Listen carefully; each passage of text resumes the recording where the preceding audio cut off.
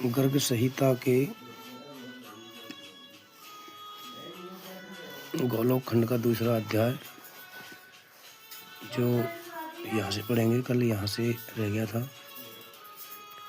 श्री नारद जी कहते हैं, देवताओं की बात सुनकर उन सखियों ने जो श्री कृष्ण की द्वारपालिकाएं थीं अंतःपुर में जाकर देवताओं की बात कह सुनाई।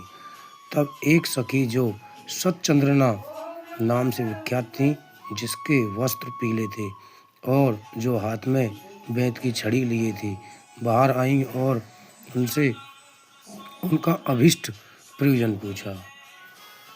सतचंद्रना, यहाँ पधारे हुए आप सब देवता किस ब्रह्मांड के निवासी हैं, यह शीघ्र बताइए। तब मैं भगवान श्री कृष्ण को सूचित करने के लिए उनके पास जाऊंगी। देवताओं ने कहा, यह तो बड़े आश्चर्य की बात है। क्या अन्य ब्रह्मांड भी हैं? हमने तो उन्हें कभी नहीं देखा। हम तो यही जानते हैं कि एक ही ब्रह्मांड है, इसके अतिरिक्त दूसरा कोई भी नहीं है।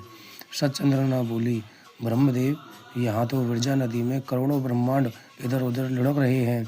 उनमें से आप जैसे ही पृथक पृथक देवता वास करते हैं। अरे, क्या आप लोग अपना नाम गांव तक नहीं जानते? जान पड़ता है कभी यहाँ आए नहीं हैं।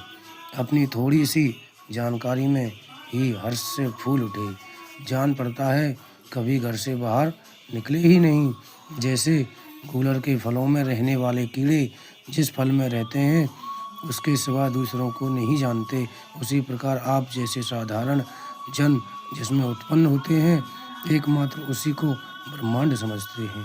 श्री नारद जी कहते हैं, राजन, इस प्रकार उपहास के पात्र बने हुए सब देवता चुपचाप खड़े रहे, कुछ ना बोल सके। उन्हें चकित से देखकर भगवान विष्णु ने कहा। श्री विष्णु बोले, जिस ब्रह्मांड में भगवान प्रज्ञहीन गर्भ का सनातन अवतार हुआ है तथा त्रिविक्रम विराट रूपधारी वामन के नक्शे जिस ब्रह्मांड में विवर बन गया है, वहीं हम निवास करते हैं। श्री नारद जी कहते हैं, भगवान विष्णु के यह बात सुनकर सतचंद्रना उनकी भूरी भूरी प्रशंसा की ओर स्वयं भीतर चली गई। फिर शीघ्र ही आई और सबको अंतःपुर में पधारने की आज्ञा देकर वापस चली गई।